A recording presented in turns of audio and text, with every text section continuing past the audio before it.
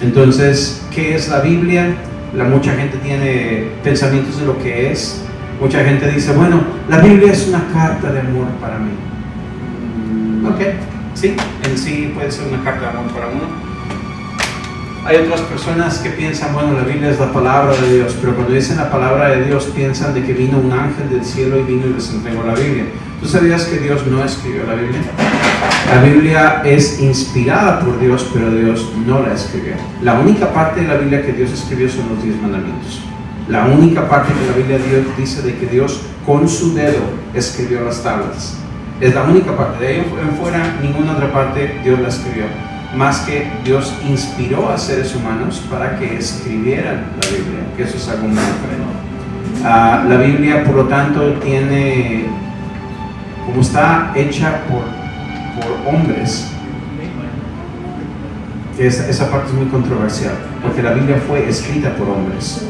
Mucha gente te va a decir que la Biblia tiene contradicciones. Y déjame decirte, la Biblia sí tiene contradicciones. Y es muy normal porque está escrita por seres humanos. Pues, por ejemplo, cuando llegan los endemoniados gadarenos y vienen a Jesús, uno de los apóstoles vio uno, otro de los apóstoles vio dos. Puedes ver el mismo acá, pero el mensaje sigue siendo lo mismo. Cuando en la religión cristiana dicen de que la Biblia es infalible, el mensaje de la Biblia es infalible. Las cosas que se escribieron humanamente no todas son infalibles. Hay cosas que tienen errores humanos o tienen errores de traducción, pero el mensaje de la Biblia es infalible. Yo quiero decir esto de frente a ustedes, congregación, y los que nos están mirando en la línea. Quiero decir esto de frente porque lo que pasa es que cuando nosotros hacemos nuestra religión demasiado hermética y no traemos a cuenta el error humano, cuando alguien se da cuenta de esos errores, desarman toda nuestra burbuja. Estamos platicando Nixon y yo acerca del calvinismo, que es un sistema de teología que nosotros tenemos embebido en nuestra iglesia cristiana, y es un sistema casi perfecto, está bien construido, está todo herméticamente sellado, pero cuando tú le rompes un pedacito, logras romperle un pedacito a esa burbuja, todo se empieza a deconstruir y empieza a caerse en pedazos. Entonces, al contrario, quisiera que nosotros pudiéramos ver el mensaje infalible de Dios dentro de su palabra, de manera que podamos decir, como dice John Collins de The Bible Project, en la humanidad de la Biblia yo encuentro su divinidad, porque Dios siempre va a usar las manos de nosotros para hacer las cosas. ¿Te das cuenta con bueno, me recuerda porque estamos en esa serie, ¿verdad? Como en los 1970s. Pero me acuerdo cuando yo estaba chiquito, bueno, yo estoy de los 1980s, más o menos. Nací en los 1970s, pero soy de los 1980s también. Entonces me acuerdo, y se ríe Juan, te estoy viendo desde aquí. Entonces, I'm just kidding. Entonces estoy viendo yo a las hermanas, generalmente las hermanas, que vienen aquí y dicen, tengo un especial, quiero venir a cantarles un especial a ustedes.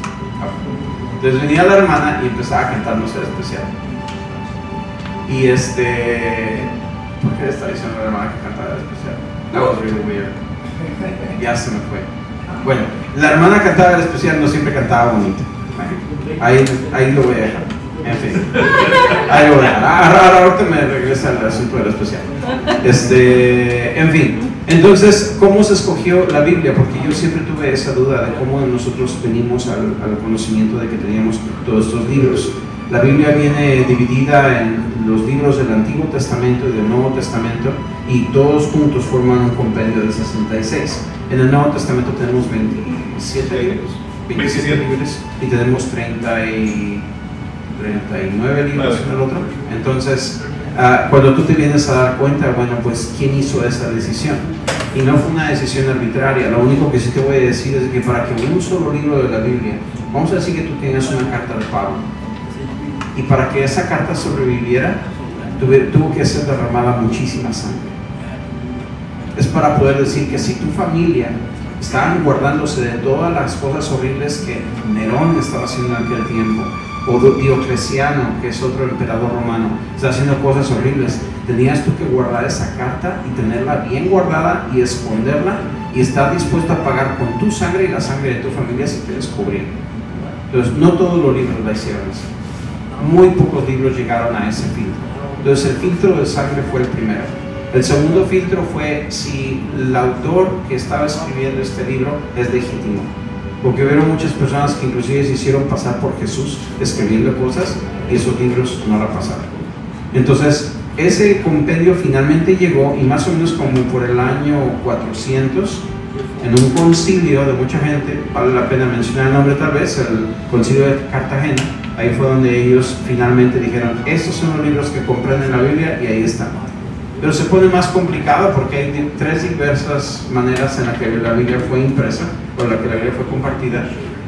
Una de ellas es la Biblia ortodoxa, la otra es la Biblia cristiana y la otra es la Biblia católica. Así que los aburriría mucho si me voy a través de toda esa historia. El chiste es que tienes una Biblia y puedes estar contento de que es la palabra de Dios.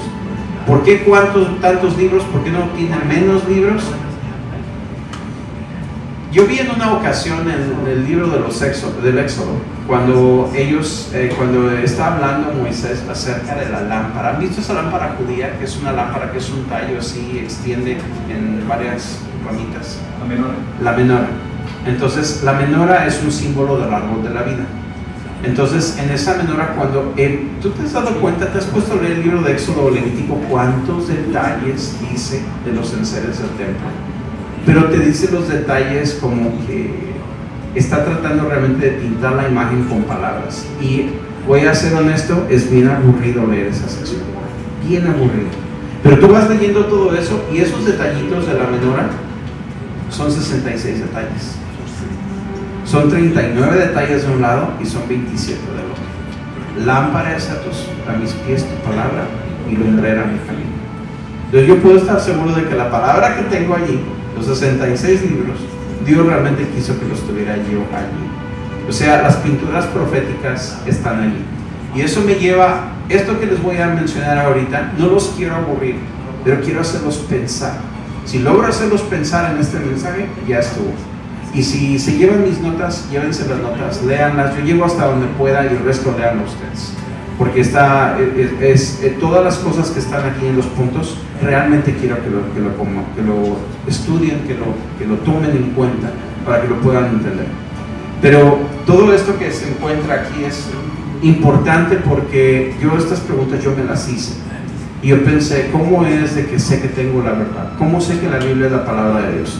Lo primero que vamos a ver es en 2 de Pedro, capítulo 1, verso 12. Ahí mismo están mis notas, o lo pueden abrir en sus Biblias si quieren. Y dice, por tanto, siempre estaré listo para recordaros estas cosas, aunque vosotros ya las sabíais, y habéis sido confirmados en la verdad que está presente en vosotros.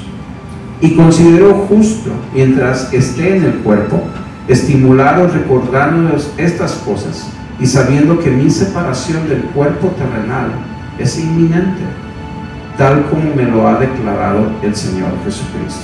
¿Te das cuenta en esa parte donde dice, el Señor Jesucristo me ha declarado que yo ya voy a ser separado de mi cuerpo?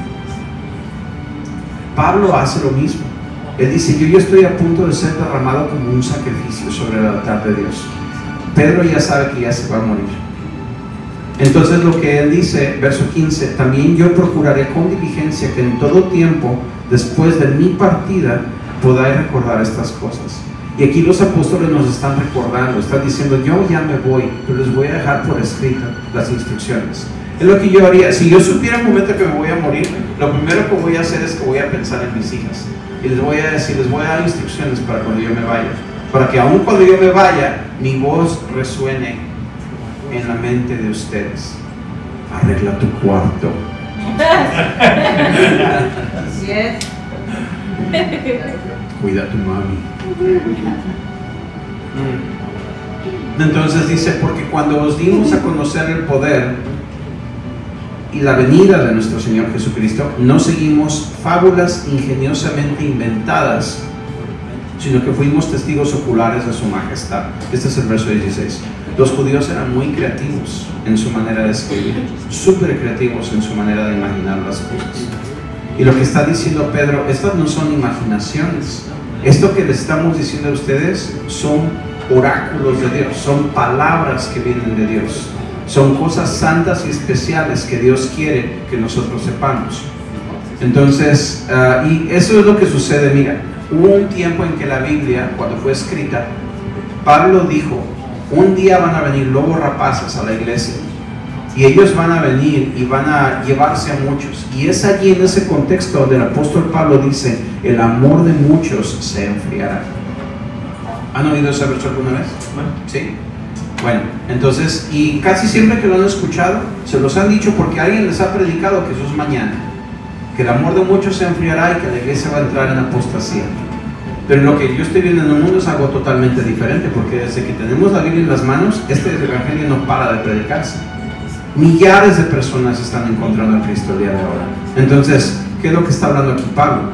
Lo que pasa es que cuando Pablo estaba escribiendo esto, y cuando la Biblia finalmente fue comprendida en un volumen, entonces, en aquel tiempo habían emperadores terribles como Diocleciano, que era un emperador romano, que dijo, eso aquí no queda. La Biblia es un libro muy peligroso, porque cuando gobiernos tienen esa Biblia ahí adentro, tienen algo que compite con la autoridad del gobierno. Entonces el emperador romano entendió esto, y él mandó quemar todas las Biblias que había, todos los escritos sagrados. Es aquí donde digo de que hay personas que tienen que pagar con su sangre y con su familia el tener algo ahí. Entonces la Biblia finalmente, como no pudieron contra los cristianos, el emperador Constantino hizo a toda la religión cristiana, la llamaban la religión cristiana porque en aquel tiempo no era una religión, era un organismo, no se podía parar. Entonces el emperador Constantino en aquel tiempo dice que vamos a volver parte del organismo para infiltrarnos allá adentro y empezar a contaminarlo. ¿Quién sabe si este era lo que Constantino quería? Porque la leyenda dice de que él se convirtió al Señor, sea por estrategia o sea por algo verdadero. Pero haya sido él o haya sido alguien más, pero ellos empezaron a infiltrarse dentro de la iglesia porque ya era oficial. Entonces, en lugar de ser un organismo perseguido, donde se reunían en casas, empezaron a reunirse en templos. Y dentro de los templos, los empezaron a controlar, los empezaron a regular, empezaron a determinar quién estaba a cargo de qué. Y entonces fue ahí donde la corrupción del Estado empezó a entrar dentro de la iglesia. Cuando Thomas Jefferson, aquí en Estados Unidos, él hizo la separación de iglesia y Estado, él no lo hizo para proteger al Estado de la iglesia, lo hizo para proteger a la iglesia del Estado. Porque déjame decirte, Dios quiere gobierno de todos los gobiernos del mundo. Él algún día va a ser el rey de todo el mundo, y todos los gobiernos de la tierra van a escuchar las palabras de Dios. Esa es la narrativa de la Biblia, y es allí a donde nosotros vamos. Ahorita los gobiernos del mundo son imperfectos y la iglesia ha dado muy mal testimonio, pero algún día vamos a llegar al punto donde Dios mismo va a inspirar a la iglesia de tal manera que los gobiernos del mundo van a tornar a la iglesia para encontrar soluciones. Y de hecho, eso no te lo van a decir las noticias, pero ya está sucediendo. Nosotros sabemos inclusive de grupos clandestinos cristianos que van directamente y se filtran a lugares como la Casa Blanca o como en algunos otros gobiernos no digo que se filtran mal, digo de que Dios les da gracia para entrar y congraciarse con líderes o con gente que necesitan escuchar la palabra de Dios, y les dan la bienvenida y escuchan y hay dirección. Eso no es ningún secreto, se puede ver personas increíbles que nosotros tenemos que están hablando en el aspecto de política. Yo conozco dos hermanos que son pastores, que son increíbles y que están allí hablando y tienen voz dentro de nuestro gobierno, como por ejemplo Sammy Rodríguez o Johnny Méndez, muchas otras personas que nosotros conocemos que están representando a la iglesia delante del gobierno. Entonces a eso me refiero. Este libro es muy peligroso y por eso ellos lo trataron de quemar. Imagínate, agarraron la Biblia, la encadenaron en latín cuando finalmente estaba en manos del Imperio Romano. O sea, la tradujeron en latín y todas las demás traducciones las destruyeron, y solamente la Biblia, estando en latín, que la Biblia ni siquiera fue traducida en ese idioma, lo traducen en latín, lo tienen ahora, y creo que es la versión Vulgata. Y ahora esa versión la tienen encadenada y por 1000 años se queda encadenada en latín y nadie la podía leer, porque ninguna persona que fuera común podía leer la Biblia. Solamente los frailes, las personas muy estudiosas podían leer la Biblia, y como estos flojonazos no leían la Biblia, pues entonces, ¿qué te predicaban en el domingo? Te predicaban de las brujas, te predicaban de que no te metas a la foresta porque te va a chupar Drácula, o el hombre lobo, y ahí es donde empezaron a surgir mucho de estas supercherías. Nos hacen reír, pero gente como ustedes que estaban sentados allí, eso era lo que escuchaban cada domingo, porque se inventaban los frailes y los sacerdotes, se inventaban estas cosas. Y no estoy separando la iglesia católica de la cristiana. Ese tiempo, esa era toda la iglesia cristiana. Es una iglesia que está completamente está envenenada por el afán del enemigo de tratar de corromper las buenas nuevas. Ahí fue donde las buenas nuevas dejaron de ser buenas nuevas y empezó a corromperse la mente de la gente. 1000 años sin Biblia. ¿Qué otra apostasía estamos esperando? ¿Qué otro enfriamiento estamos esperando? Porque la iglesia se enfrió. Muchos abandonaron la fe. Y lo que era la iglesia, ya sabemos las historias. Imagínate en los tiempos de, bueno, ¿qué te ilustro? La Edad Media, las cruzadas, matando miriadas de gente nada más para poder llegar a Jerusalén, o para poder agarrar enseres o inclusive cadáveres que se supone que eran de los apóstoles o algo así. O sea, hasta dónde llega la mente religiosa del ser humano. Piensan que puede religarse con Dios agarrando algo físico o algo así, pero la Biblia nos muestra diferente. La Biblia es nuestro compás, la Biblia es la manera, es una invitación para poder llegar al corazón de Dios. Entonces, si yo les pudiera decir dos cosas, les diría lo que nos dijo Nixon la vez pasada. La Biblia es el récord de cómo Dios ha lidiado con el hombre a través de los años.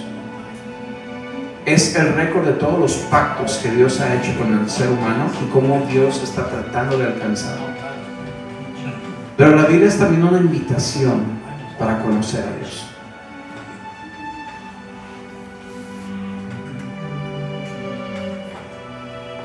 En el año 1000, les fallo con la fecha, John Wycliffe creo que nació por los años, en el siglo XIV, ya me acuerdo. En el siglo XIV, en los años 1300, nació un inglés que se llama John Wycliffe. Y él fue el que encontró la Biblia. Fue porque hubo una peste terrible, creo que fue allá en United Kingdom. Fue una peste, la peste bubónica o la peste negra, algo así. Arrasó con toda la gente y él se fue a esconder en la biblioteca. Y allí encontró la Biblia. Y como él leía el latín, como leía el inglés, empezó a leerla y dice, no puede ser que estoy envuelto en la iglesia y nunca he leído la Biblia. Y lo que él hizo es que se puso tan contento que cuando se fue la peste, agarró un montón de frailes, cortó un pedazo de la Biblia y se los daba a cada quien. Dice, vayan y prediquen esto, y esta es la explicación. Y esos eran los primeros evangelistas, desde ahí tomamos el nombre. Ahí iban los primeros evangelistas para la gente, para ir a predicar las nuevas de la Biblia. Entonces la iglesia católica se vino en contra de John Wycliffe, no lo pudieron matar. Después de John Wycliffe vino John Huss. Después a John Huss, que agarró los escritos de Wycliffe, empezó a decir, esta es la Biblia, esto es increíble, son buenas nuevas. La iglesia católica dice, no, queremos control, queremos hacer esto. Y no sientan que estoy yendo en contra de la gente católica. Simplemente eso es nuestra iglesia, de ahí venimos todos. En aquel tiempo no había iglesia protestante, esos eran los cristianos de aquel tiempo, esos éramos nosotros. Entonces había puro control allí, no querían soltarlo y finalmente John Huss corrió con ellos, él era checoslovaco, y finalmente lo encontraron y lo quemaron en el palo. Mientras él estaba siendo quemado, él estaba diciendo, ustedes están matando a este ganso, porque es lo que quiere decir su nombre, John Ganso, John Huss. Y ustedes están matando a este ganso ahorita, pero en 100 años viene un cisne que no lo van a poder tocar. Y en 100 años Martín Lutero nació. Y Martín Lutero viene y tira el hacha. Y él es el que empieza a proliferar el protestantismo. Y después de Martín Lutero, entonces viene Juan Calvino. Y Juan Calvino es el que viene a decir, bueno, en la iglesia católica tenemos liturgia, ahora no tenemos liturgia porque somos protestantes. puede componer una liturgia, empieza a componer la liturgia, y es por eso que tenemos la oración al principio, la alabanza, recoger la ofrenda, el sermón, todo eso nos hizo el favor de Juan Calvino. Y así como él hizo eso, nos hizo el favor de acomodarnos la doctrina cristiana, y nosotros la agarramos así sin revisarlo, y así lo tenemos como lo tenemos ahorita. Es tiempo de cambiar, es tiempo de revisar lo que Dios ha hecho hoy, lo que podemos nosotros ver en su palabra, lo que es bueno y lo que deja buen testimonio, porque es bien difícil a veces leer la Biblia y no te das cuenta si está bien o no está bien lo que estás creyendo. Entonces podemos nosotros caminar en conjunto y podemos caminar todos para poder aprender lo que la palabra de Dios es. Entonces dice el apóstol después, verso 17: pues cuando él recibió honor y gloria de Dios Padre, la majestuosa gloria le hizo esta declaración: este es mi Hijo amado en quien me he complacido. Y nosotros mismos escuchamos esta declaración hecha desde el cielo cuando estábamos con él en el Monte Santo. El apóstol Pedro está diciendo: a nosotros nadie nos contó. Hay mucha gente muy creativa que cuenta historias, pero nosotros los apóstoles lo vimos con nuestros ojos. Así que ahí les va el testimonio. Y entonces dice, mientras él escribe, dice: y esta es la palabra profética más segura. De todos los oráculos, de todas las profecías, de todo lo que Dios dijo en toda su historia, lo que está escrito que les vamos a dejar a ustedes con nuestra sangre, esto es lo más seguro. Y es ahí donde nosotros podemos decir, nosotros somos un ámbito muy profético. No considero que somos una iglesia carismática, pero somos una iglesia bien abierta a las cosas del Espíritu.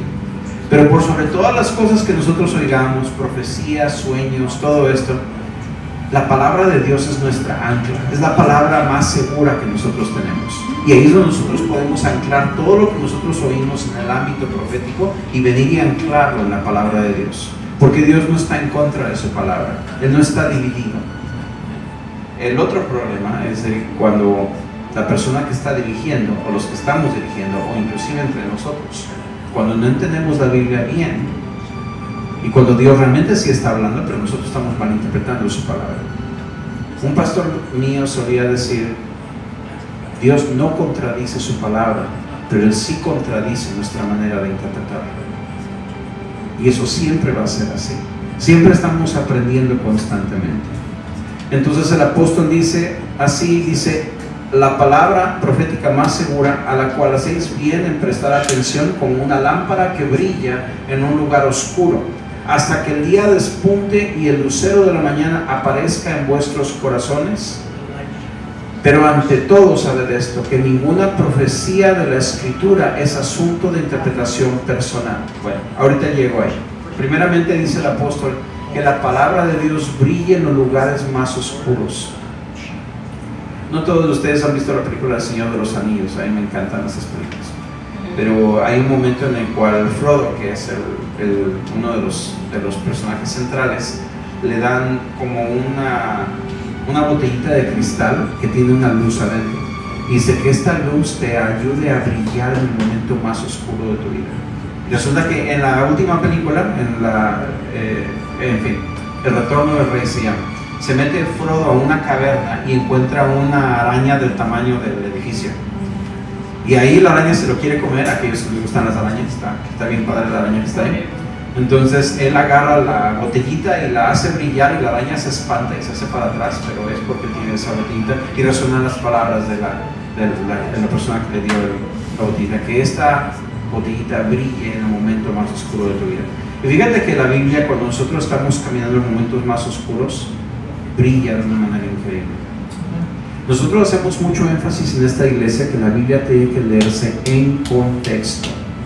No imaginarme que eso es lo que la Biblia dice, no, ir al contexto propio de poder ver qué es lo que realmente ese verso particular quiere decir y ver que Dios realmente me esté hablando. Pero hay veces en que Dios sí trae una palabra profética a tu vida y salta un verso que te dice una frase que te habla a ti directo y es fuera de contexto completamente, porque la palabra no fue escrita a ti, fue escrita para ti, pero no fue escrita a ti directamente. La palabra fue escrita a alguien más que vivió hace más de 2000 años, pero esa palabra salta y Dios te la habla a ti. Yo lo ilustro como cuando Dios agarra una palabra y la respira sobre tu vida. Es completamente válido. Esta palabra está viva, No es un libro que puedo tratar como un libro que agarro de la biblioteca, aunque encuentre el contexto. Esta palabra tiene vida, es la palabra viva. Y esta tiene la capacidad de decirte cosas increíbles. Y te lo digo porque como somos una iglesia que estamos nosotros yendo a esos contextos tan profundos de la Biblia y desmentimos muchos versos que hemos interpretado mal. Te voy a dar un ejemplo. Todo lo puedo en Cristo que me fortalece. ¿Dónde has visto ese verso, honestamente? Everywhere. Por todas partes. ¿No lo ves en el Facebook a cada rato? ¿No ves alguna persona, yo creo que debe haber pasado aquí también, alguien que dice, todo lo puedo en Cristo que me fortalece, y lo postean en un video? Si no se escriben, se tatúan. Si no se tatúan, todo lo puedo en Cristo que me fortalece. ¿Tú sabes en qué momento dijo esto Pablo? ¿Tú sabes el contexto de ese verso en particular? Está hablando Pablo acerca de dinero. Está diciendo, sea que tenga mucho dinero, que tenga poquito dinero, todo lo puedo en Cristo que me fortalece. Ahora, ¿esto quita que este verso Dios te lo hable en un momento de debilidad y que te dé fuerza en tu interior a través de su palabra? No, no lo quita. Pero si yo lo voy a enseñar desde este púlpito, yo lo voy a enseñar en su contexto. Es mi responsabilidad enseñar el intento original que la persona tenía para darte. No voy a andar imaginando cosas, pero sí, si Dios te lo da en un momento profético y en un momento que Dios te dice, yo te fortalezco, todo lo puedes en Cristo que me fortalece. Hay muchos versos de la Biblia que fueron hablados a Israel nada más. Clama a mí y yo te responderé y te mostraré grandes cosas que tú no conoces. Eso fue hablado a Jeremías. ¿Isaías? ¿Jeremías? No, fue Jeremías. Jeremías 33:3. Fue hablado a él. ¿Quita eso que Dios te lo pueda hablar proféticamente a ti? Definitivamente no.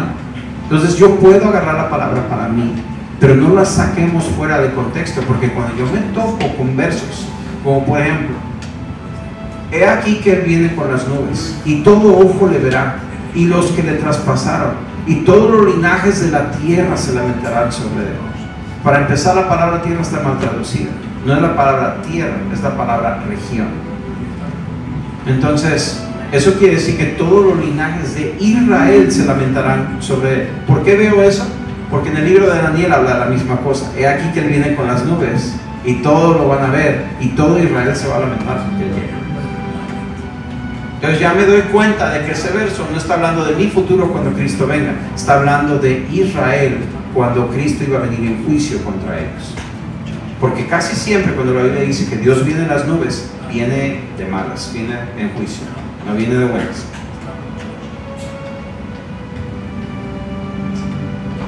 Ahí lo voy a dejar. Entonces es la cuestión de que cuando yo veo la Biblia en su contexto como debe de ser, dice otra cosa completamente diferente. Ahora, para eso estamos aquí en la iglesia, para poder ayudarles y para poderles instruir. Pero al mismo tiempo, ustedes escuchen variadamente de sus predicadores favoritos, porque yo sé que oyen a alguien en la radio, en el internet y todo lo demás. Escuchen, pero tengan cuidado con lo que escuchan también. Ustedes tienen la obligación de aprender la palabra por sí mismos. Comprobarla. Es más, lo que les decimos de aquí desde su púlpito, vayan y comprueben. Somos una iglesia bien abierta. Ve y compruébalo. Dice la Biblia, probadme a mí de que soy bueno. Probar, dice, taste and see that the Lord is good. Prueben y vean que realmente el Señor es bueno. Entonces el apóstol dice, pero sabed esto, que ninguna profecía de la Escritura es asunto de interpretación personal. Eso quiere decir de que nadie puede decir, la palabra de Dios dice esto, porque a mí se me ocurrió. Toda la palabra tiene un significado particular, es bien recto. Hay algo que realmente Jesús podía decir. Por ejemplo, te voy a dar otro ejemplo. De esta generación no pasa que sucedan estas cosas. Cuidado con las mujeres que estén encinta en aquel día. Oren que no sea invierno cuando ustedes escapen. Oren que no caiga en día sábado. Ay, hermano, está hablando del futuro, está hablando de la gran tribulación. O dice que vives a los montes, aquí no hay montes, así que we're toast. Está hablando que no es en invierno. Bueno, aquí es un verano y un verano terrible como nunca. Pero en Brasil es invierno ahorita. ¿Y qué importa si no guardamos el sábado? ¿Y qué importa si no guardamos el sábado? Estamos reunidos el domingo. El sábado estás haciendo barbecue con tu familia seguramente. Entonces ahí te puedes dar cuenta de que no está hablando de un evento del mundo, está hablando de un evento particular. Y dice, y de esta generación no pasa. Ahí es donde teólogos se han tropezado por la religión tan hermética que hemos hecho a veces, donde C.S. Lewis, un gran pensador que lo celebramos mucho, fue el que escribió las Crónicas de Narnia. Dice, uno de los versos más vergonzosos de la Biblia fue cuando Jesús dice, esta generación no pasa. Dice, porque no sabía nada seguramente. Así, con esa arrogancia, se atrevió a hablar de Jesús. Y todos celebramos así Lewis. O sea, la mente del ser humano se extravía cuando nosotros no podemos poner la voz de Dios por encima de nosotros. La palabra de Dios también es algo hermoso, porque si la palabra de Dios dice, hay sanidad en el nombre de Jesús. Pero la sanidad no me pasó a mí ni le pasó a ninguna otra persona. O se murió mi abuelito de una enfermedad, por ejemplo. Entonces lo que hago yo es que rebajo la palabra de Dios a mi nivel de experiencia. Y la palabra de Dios nos dice lo contrario, que nosotros tenemos que levantar nuestro nivel de experiencia a la palabra de Dios. Así que cuando algo la palabra de Dios me dice que yo tengo que experimentar y yo no lo experimento, es una invitación para empujar y orar hasta que nosotros podamos decir, Señor, yo quiero una revelación de tu palabra, quiero que tú me muestres todo esto que tú me estás diciendo y que realmente esto es lo que tú dices. Que tú empieces a desarrollar una amistad con el libro,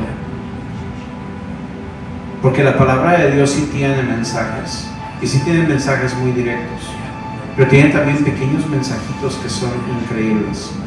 Te voy a dar otra manera de ver la Biblia.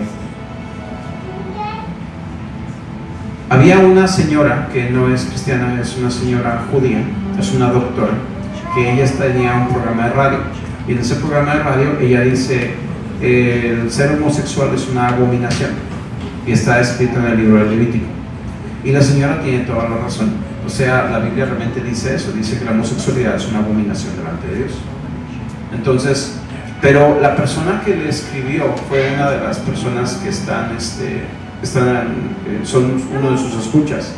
Le dice, bueno señora, si es, y le agradezco mucho que me diga eso, seguramente la persona era homosexual también o era simpatizante, y dice, si usted está de acuerdo con ello, entonces me tiene que explicar a mí el resto de los versos en Levítico, porque está usted agarrando un verso en Levítico nada más, pero no me dice acerca del resto. El Levítico también dice que yo puedo vender a mi hija, ¿por cuánto dinero la vendo? Dice que puedo tener un esclavo pero que no sea de mi nación. Entonces puedo tener un esclavo canadiense pero no uno mexicano. La Biblia dice de que en el libro Levítico también, como dice Nixon antes, que uno no puede usar una ropa que esté hecha de dos tipos de fibra, ¿verdad? Entonces, como mi abuelita viste una de esos suéteres que tiene de dos fibras, la tengo que quemar, ¿verdad? Todos los que tienen poliéster son los pecadores. Ajá, todos los que tenemos poliéster ya somos pecadores. Entonces, ¿cómo interpreto yo el libro Levítico de esta manera? Mientras que se está hablando una verdad, porque hay cosas que se transmiten en el Nuevo Testamento. No todas pasan. Y el poder nosotros identificar de lo que pasa y lo que no pasa nos ayuda mucho. No lo quiero hacer demasiado complicado, pero si tuviera la cruz aquí, hay cosas que se encuentran en el Antiguo Testamento y las cosas que están en el Nuevo Testamento, y la cruz está aquí en el centro. Entonces hay cosas del Antiguo Testamento que vienen y pasan a través de la cruz. Piensa de la cruz de Cristo como que es un filtro. Entonces hay cosas que pasan por la cruz sin filtrarse. Un ejemplo, la adoración davídica. La adoración de David pasa sin cambiarse.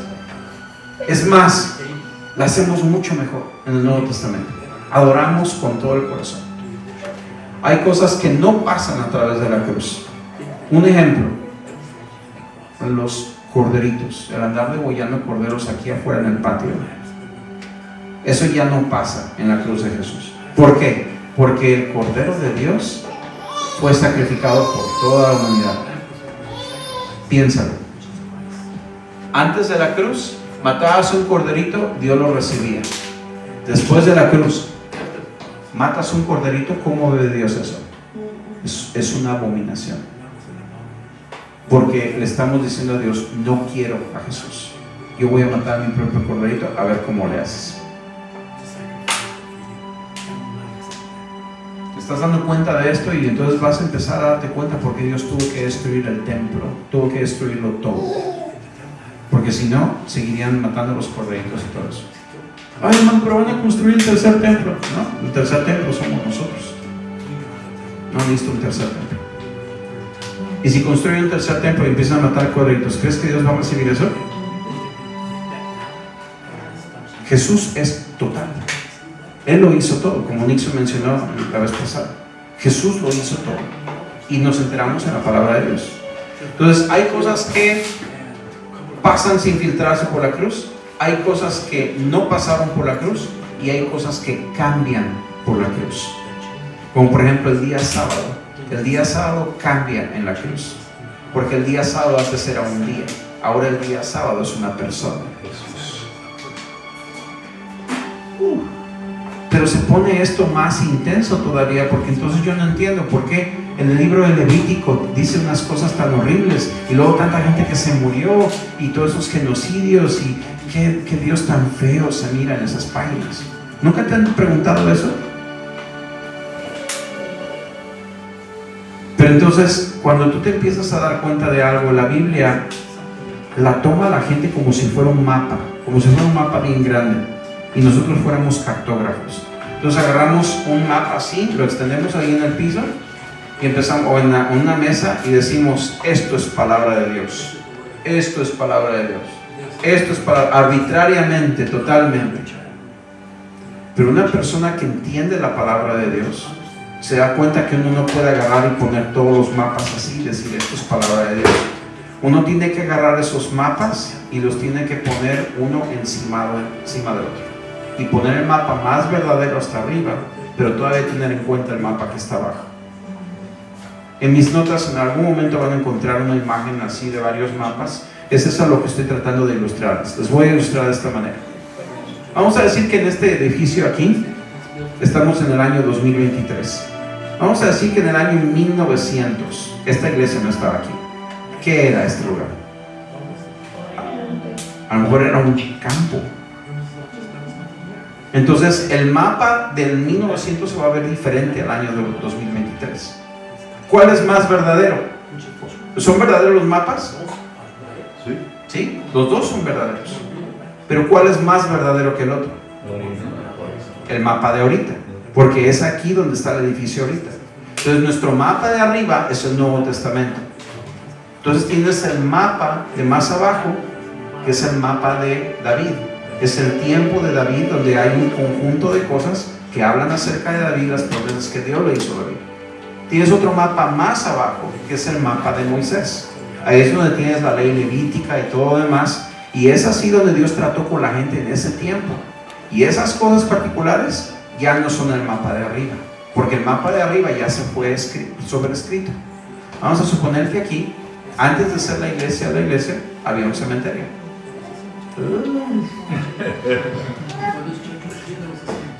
¿Quién está enterado? Nadie está enterado. Pero alguien que tiene el mapa, nos vamos a enterar que algún día había un cementerio aquí abajo. Y esos que están ahí abajo, aquí están celebrando a Cristo con nosotros. ¿Quién sabe? O vamos a suponer que todavía más antes habían dinosaurios aquí. Y tenemos un tremendo pozo petrolero aquí debajo y nos vamos a hacer ricos. O que hay un tesoro enterrado aquí. ¿Nunca te has puesto a pensar si hay un tesoro enterrado en tu casa? Si tú no tienes el primer mapa, nunca te enteras que hay un tesoro. Y ese es el Antiguo Testamento. Lo tenemos allí y a pesar de que es antiguo en muchas cosas, no podemos echarlo a un lado porque hay tesoros enterrados allí. Y sin ese mapa nosotros no podemos sacar esos tesoros.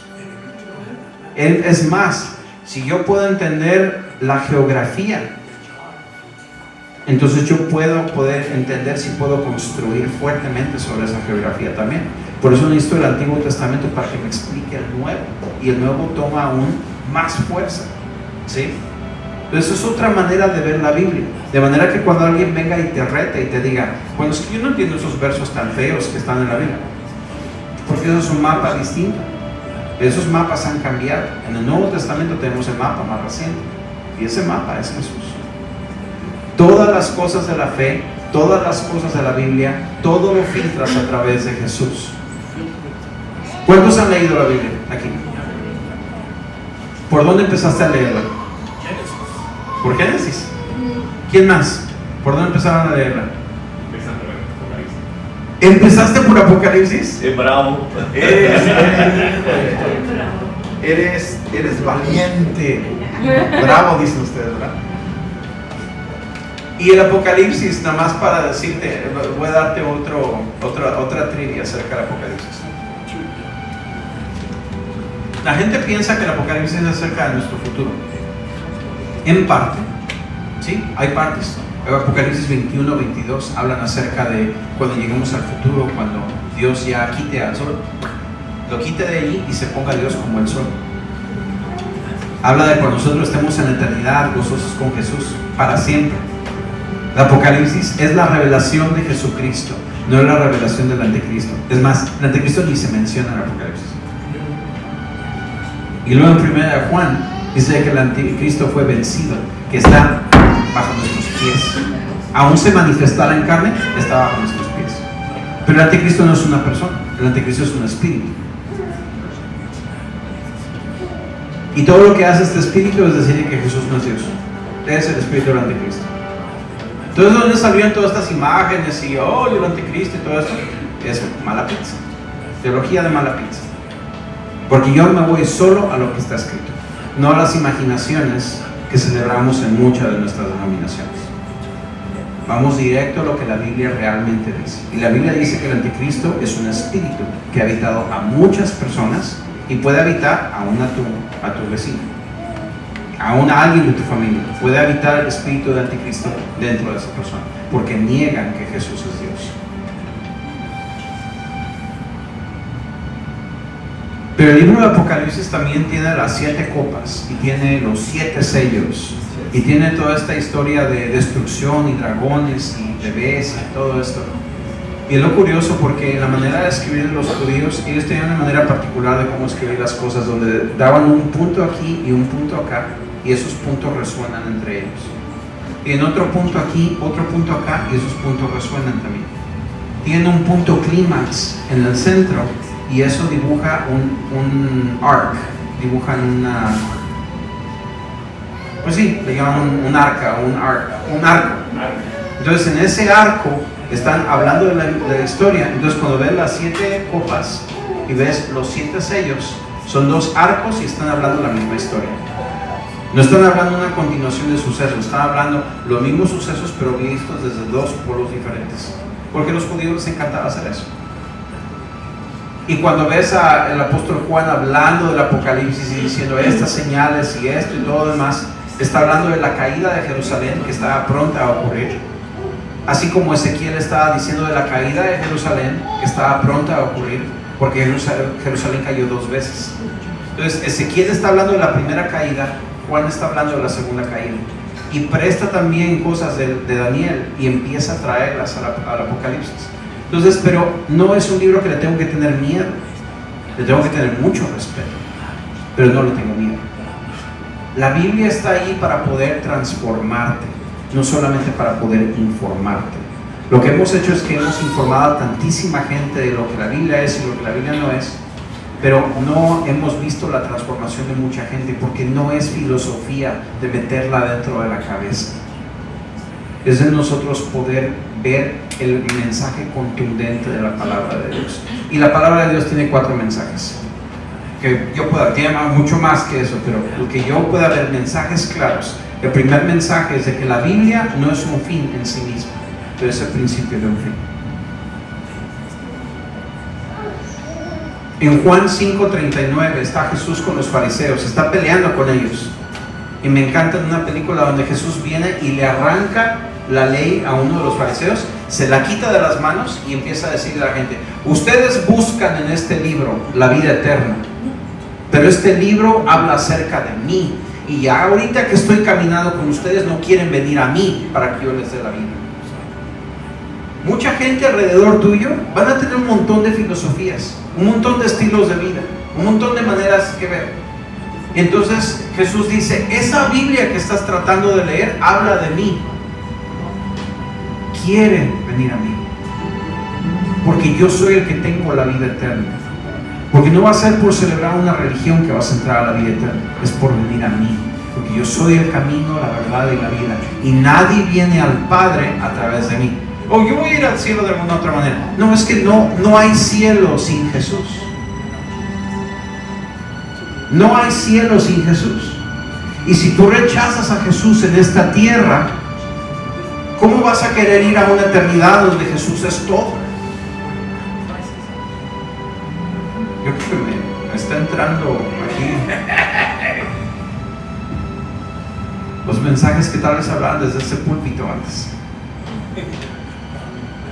Jesús es todo. Él es el cielo. Él es la decisión que tienes que tomar de aquí en adelante por toda la eternidad. Lo que decidas aquí es lo que te lleva a la eternidad completa. El resto de la Biblia, como tú la entiendas, yo no creo que Dios se moleste tanto, pero los mensajes centrales de la Biblia sí son inexcusables. La Biblia te habla de Jesús. El mensaje completo de toda la Biblia apunta a Jesús.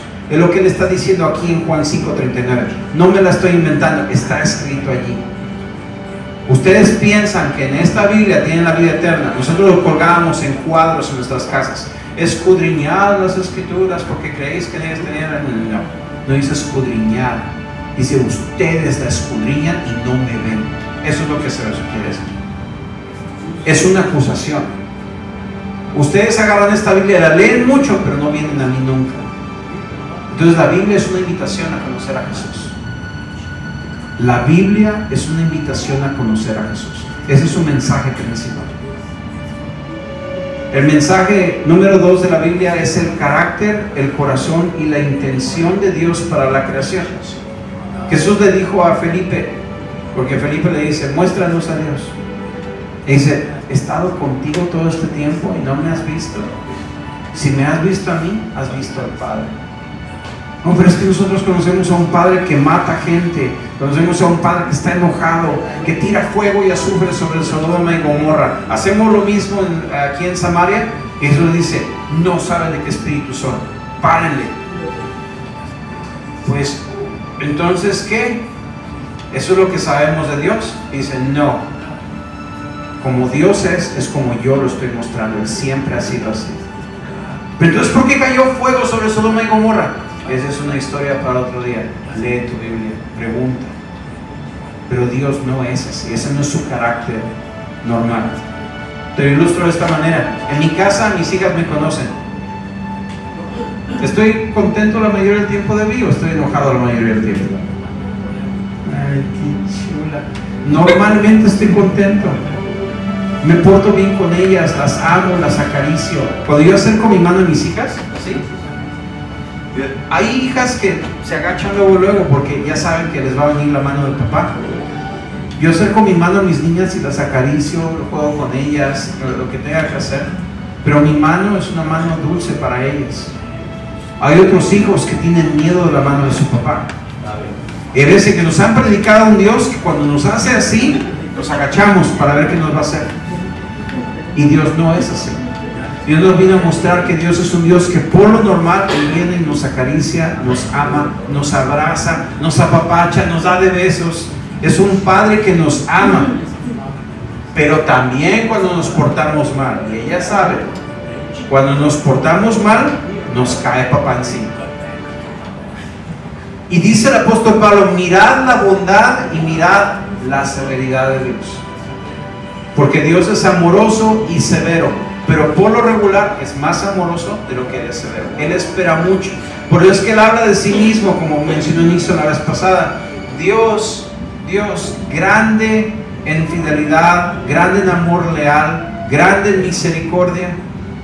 Pero cuando tengo que ser severo, visito la maldad de los padres hasta la segunda, tercera y hasta la cuarta generación si no se calman. Pero cuando tú eres obediente a la palabra de Dios, hasta 1000 generaciones. Hemos platicado mi esposa y yo, ¿cuántos serán 1000 generaciones del tiempo de Moisés hasta acá?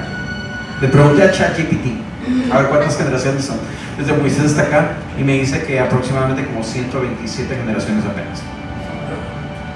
1000 generaciones. Eso quiere decir que Dios tiene una bondad infinita para tu familia, si tú lo sigues, pero tienes que escoger seguirlo. Tú, jovencito que estás aquí, escoge a Jesús, porque tú no sabes que estás afectando a tus hijos ya. Ahorita estás afectando a tus hijos con tus decisiones. ¿No te gusta lo que Dios dice? Ok, dile a Él, no me gusta lo que dijiste, y deja que Él te hable y te diga, te voy a explicar por qué. Y casi siempre Dios, como buen papá, te explica. Yo sé que no te gustó esto, pero yo lo hago por ti. En una ocasión había un predicador que se llamaba Jack Coe, uno de esos avivadores increíbles, y él tenía un orfanatorio. Entonces juntó a todos sus hijitos y siempre estaba con ellos. Cuando no estaba predicando en las grandes campañas sanando gente, estaba con sus hijos. Él le llamaba a sus hijos, y uno de ellos se acerca y le dice, papá, sí, quiero ir a una fiesta con mis amigos, ¿me dejarías ir con ellos? Y le dice Jack, dice, sí, ven. Se da la vuelta y el Espíritu Santo le habla y dice, no lo dejes ir. Señor, pero ya le dije que sí. No lo dejes ir. Entonces Jack se regresa y le dice, hijo, lo siento, no vas a poder ir. Pero tú me dijiste que sí, ya dije a mis amigos que vengan por mí. No, hijo, ahorita el Señor me está diciendo que no vayas. No, tú eres el que no me quieres dejar ir. Tú eres un predicador, eres un hombre de Dios. Tú no puedes mentir. ¿Cómo puedes? Y empieza el niño a manipular, empieza a llorar y empieza a ponerse bien enojado porque quiere irse a la fiesta con sus amigos. Y dice, vamos a hacer algo, hijo. Yo te quiero tanto, móntate en el carro. No, tus amigos no te llevan, yo te llevo. Vamos juntos. Quiero ver por qué el Señor me dijo que no fueras. Entonces se monta en el carro el muchacho, era la noche ya, los amigos ya se habían ido a la fiesta. Se monta él y Jack en el carro y van, esta es una historia real. Van en el camino y ven un montón de sirenas, y cuando ven el carro de los muchachos está alrededor de un árbol. Se estrellaron contra un árbol, todos se murieron, estaban todos abrazados al árbol. Entonces los dos empiezan, llore. A veces no te gusta lo que Dios te dice, pero Dios te lo dice por alguna razón. En la palabra de Dios están preceptos que tal vez a ti no te gustan, porque ese no es tu estilo de vida. Mucha gente tiene muchos problemas con la Biblia, porque sus estilos de vida son diferentes. Sabemos cuáles son nuestros estilos de vida, pero todos sufrimos de algo. Ahorita yo estoy sufriendo con la glotonería, porque vemos muchos pastores que estamos en sobrepeso y no queremos hacer nada con respecto de ello. Y nuestra panzota es un trofeo de cómo tenemos tanta glotonería y no hacemos nada con respecto de ello. No, ¿verdad? Aquí estoy tirando pedradas de una vez. Ahorita que Dios quiere iglesia, no me quitas. Entonces, es la cuestión. Me decían cuando estaba joven de que hay pastores que tienen ya su púlpito integrado cuando en la Biblia, ¿no? Entonces, es hasta que no te pasa algo, como yo que terminé en emergencias hace 5 meses y tuve que despertar al entendimiento. ¿Por qué estoy así? Porque como lo que quiera. No, hay que tener control de lo que comes. Ahorita que estás chiquito, ten control de lo que comes para que vivas mucho tiempo, para que trates tu cuerpo bien. Ponte a hacer ejercicio, todo con control. Todas las cosas que tomamos en glotonería no tienen que ser comida, tiene que ser social media, puede ser videojuegos, películas, todo eso empieza a lastimarte, y Dios dice, quiero que lo disfrutes. Si te lo doy, disfrútalo, pero disfrútalo con moderación. ¿Dónde aprendes eso? En la Biblia. Ay, Dios me está moderando, me está cuidando demasiado. ¿Un papá lo haría? ¿O prefieres no tener papá? ¿Y cómo te va a ir si no tienes papá? Todos necesitamos una guianza en esta tierra, y la palabra de Dios está aquí para guiarte. El mensaje número 3 de la Biblia es que la Biblia te enseña a ser un discípulo de Jesús, y es precisamente eso. Hay muchas enseñanzas de cómo Jesús te puede enseñar a hacer. Ahí aprendemos cómo nosotros realmente podemos vivir como hijos de Dios. Y aunque estemos en contra del resto del mundo, de la manera de vivir, lo más importante, mis amados, no es de que nosotros seamos herméticos y religiosos.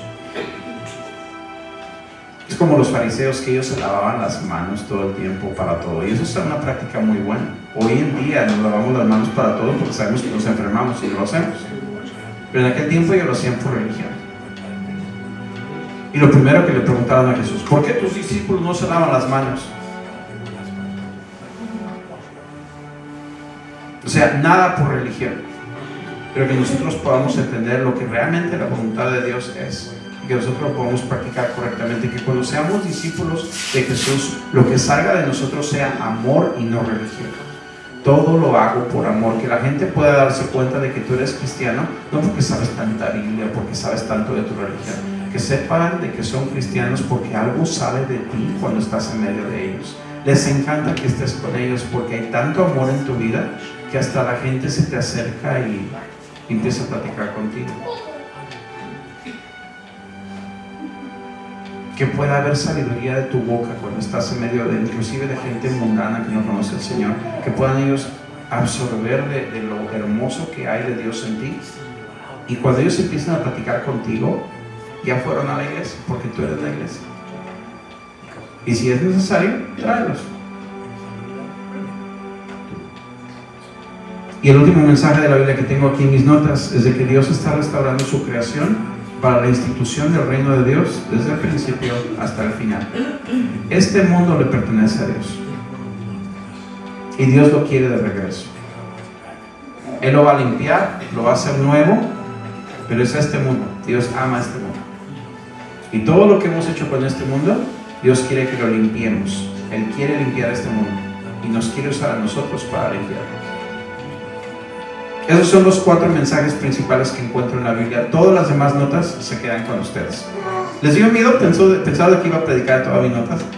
Sí puedo, ¿verdad? Me puedo ir tirar una de 2 horas ahí explicándoles todas las notas. Pero esas son las notitas que empecé a juntar con los connection points con nuestro grupo de hogar, y empecé a ir a través, juntando todas las cositas que tengo en mis notas para hablar de la Biblia y su mensaje, y se queda para la iglesia. Si hay alguien en la línea que quiere esas notas, con gusto les compartimos las notas para que las tengan. Pero hay muchísimas cosas que no hablé, muchísimas cosas de lo que la Biblia es. Pero si tienen alguna duda o alguna cosa que tengan en mente, agárrenla, prepárenla y vengan a nuestro servicio de punto de conexión, o escríbanos en la Biblia, en la línea, hagan la pregunta, y de ahí con mucho gusto nosotros las contestamos. Amén. Mi esposita predicó la semana pasada acerca de la bondad de Dios, que Dios es bueno.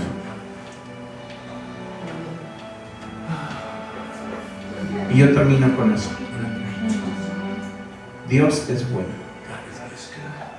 Yo no le voy a atribuir a Dios algo que Dios no hizo. El trabajo del diablo es de venir, matar, robar y destruir. El trabajo de Dios es de dar vida y vida en abundancia. Se murió mi abuelito, Dios se lo llevó. No, espérate. Hay alguien que vino a robar, matar y destruir. Es cierto, Dios lo recoge si es cristiano, no hay ningún problema. Pero que Dios dijo: ya, hijito, te me mueres ahorita, no alcanzas a vivir tu vida, vámonos. Yo creo que mucha gente se muere temprano, pero los voluntarios que se van. Los lawyers, los abogados y las insurance companies, las compañías de seguro, ellos tienen sus regulaciones, y dice ahí: si por un acto del dedo de Dios se destruye esta casa, pues, ¿por qué piensan que Dios es responsable de eso? Pues porque nuestra religión le ha dado ese lenguaje a las personas. Les hemos predicado de un Dios que es muy diferente a como Dios que la Biblia dice. Sí, Él tiene el poder de hacer eso absolutamente, pero es esa la manera en la que el carácter de Dios es. Entonces, cuando nosotros decimos de que Dios es bueno, es porque realmente Dios es bueno. Vamos a acercarnos a la palabra de Dios, vamos a acercarnos a la Biblia, vamos a verla como una invitación para conocer a Dios, y que empiece a cambiar tu mente con respecto de quién Dios es. usa a Jesús como el filtro para toda la Biblia. Y lo que no cheque con Jesús, tienes todo el derecho a cuestionarlo. Pregúntale a alguien más. Porque la Biblia dice esto, pero no lo veo en el carácter de Jesús. Pero siempre ten a Jesús como el punto central de perspectiva y el filtro por el que pasas todas las cosas de la fe. Y eso te va a ayudar mucho en entender tu Biblia. ¿Amén? Bueno, ¿aprendimos algo ahora? Sí. Sí, amén. Gracias, Dios los bendiga.